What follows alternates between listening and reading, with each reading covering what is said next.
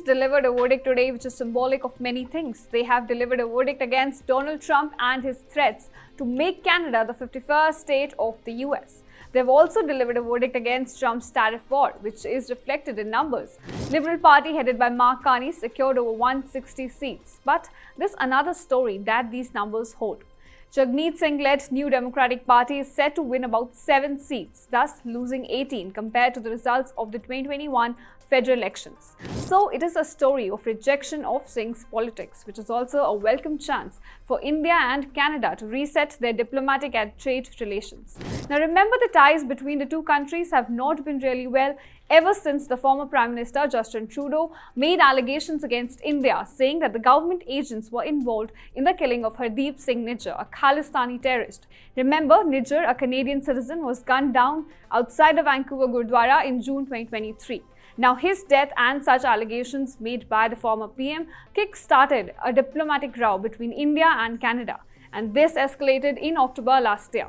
So this is when Trudeau doubled down on his allegations, declaring that Indian agents were in fact working with criminal gangs in Canada to target specifically pro-Khalistani elements in the country. And as a result, New Delhi and Ottawa expelled each other's senior diplomats and recalled envoys. Now later on, the Indian government's position was vindicated in January 2025 by a Canadian Commission report. It clarified that no definitive link with a foreign state in the killing of Nijjar could be proven.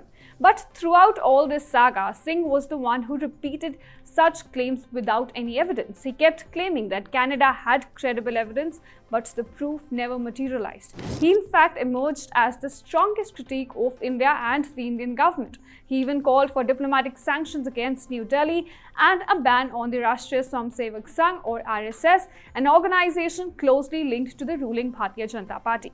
Now Singh is out, and with his exit, a message rings loud and clear from Canada. Canadians have rejected Khalistani politics at the ballot box. Singh, long known for his pro-Khalistani leanings, failed to hold on to his Burnaby Central seat in British Columbia. He was defeated by Liberal candidate Wade Chang. In fact, Singh just managed about 27.3% of the vote, while Chang crossed the 40% mark. Now, this wasn't just a personal loss, it was a political reckoning. Singh's New Democratic Party is now staring at an existential crisis, with projections showing that it could lose national party status, something that requires at least about 12 seats in Canada. So the man who once hoped to reshape Canada's politics has now stepped down as the party leader. His defeat sends a very powerful signal that extremist rhetoric has no place in Canadian mainstream politics. And for India, this is being seen as a diplomatic and symbolic win. New Delhi has long raised concerns over pro-Khalistani activities abroad, especially in countries like Canada, where separatist groups have found space to grow over the years. Now, Singh's exit and the poor performance of his party will be viewed in India as a sign of shifting tides. The election results show that Canadians are not swayed by divisive identity politics, and they've chosen stability over separatism. And at the center of this shift is Mark Carney. The former central banker turned prime minister has now led the Liberals to another term. But this is without a clear majority, so he will have to navigate a tricky political landscape. On the other side, you have Conservative leader Pierre Poilievre, who put up a tough fight but fell short of power. Now his party is set to form a strong opposition as Canada turns a page. The political fallout is now being felt beyond its borders. In India, of course, this will be seen not just as a result, but as a rejection of the radical agenda that's long strained ties with Ottawa.